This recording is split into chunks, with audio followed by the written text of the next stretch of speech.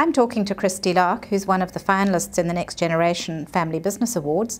She's from a distillery in Tasmania. Kristy, could you share with us some of the issues that you have faced on this journey of becoming a next gener in a distillery? Well, I guess one of the first issues would be that people perceive the distilling industry to be a very male-dominated industry. And when I first looked at joining the family business, I had that perception as well. And so trying to get my head around, oh, this is a male-dominated industry, I'm about to enter it, what's going to happen? And I think that jumping in is the way to go. It's, as I found out, it's not a male-dominated industry. Yes, there's a lot of men working in it, but they're very supportive of the females that are working in it. And I would say to anyone that if you're going to enter an industry that anyone, yourself included, perceives as a male-dominated industry, get that image out of your head, because there are only industries and you're either in them or you're not. I guess another major one for me personally is that my dad is the grandfather of the whisky industry in Australia. He's a big shining light and he's so enthusiastic about the industry, and he is a great mentor, and he just is fantastic. That for me, trying to find my way that's not sort of being overshadowed by his light, and trying to just find my way in my job and in the industry and in the business has sometimes been difficult, and it's a little hard. I get all the time, oh, you're Bill's daughter.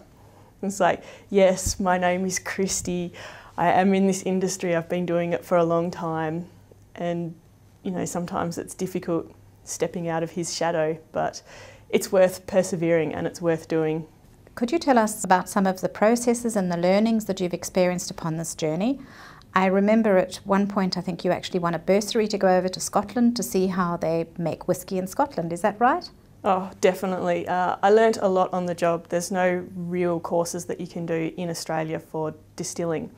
And so we approached the Institute of Brewing and Distilling, which is a worldwide organisation, and they gave me a scholarship to spend 6 weeks over in Scotland, which was amazing. It was fantastic. So over there I spent a week doing one-on-one training with one of the greats of distilling, Dennis Nicol.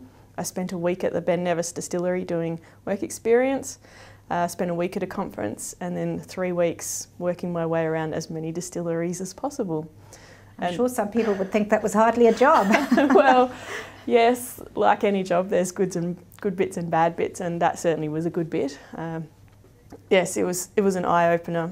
It was amazing. I met so many people and learnt so many things that, oh, yes, it was fantastic. Great experience.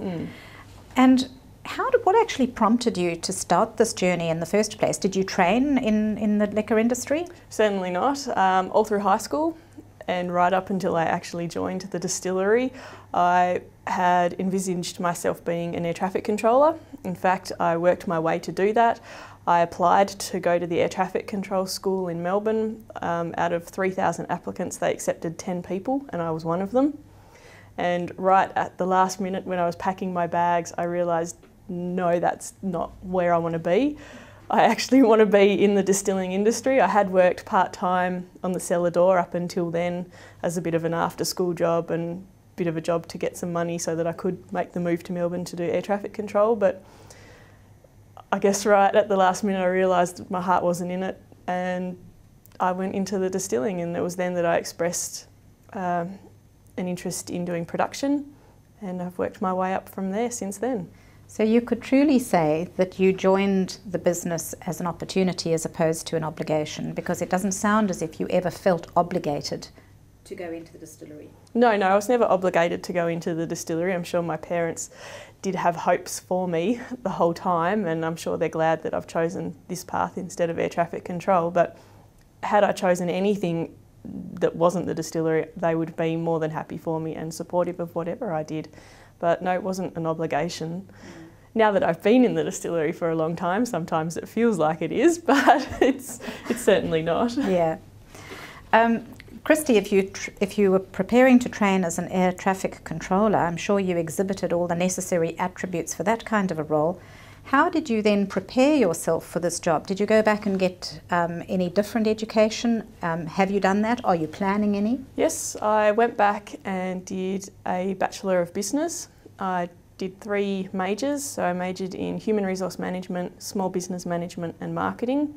All of those things have helped me with the distillery. My parents helped as well. They gave me, you know, a morning off a week so that I could go to uni, and so I did uni part-time while I was still working, and it's been beneficial, I think. Excellent. And looking forward? Looking forward, I don't think anyone ever stops learning. Even if you're not doing it in an official capacity, you're always learning something. I'm always learning new things every day. For instance, I went to France earlier this year, went to a cooperage there. I learned so much about barrel making. It just blew my mind that what I thought I knew was just like minuscule to what's out there. And yeah, so there's learning opportunities everywhere you go and through everyone you meet.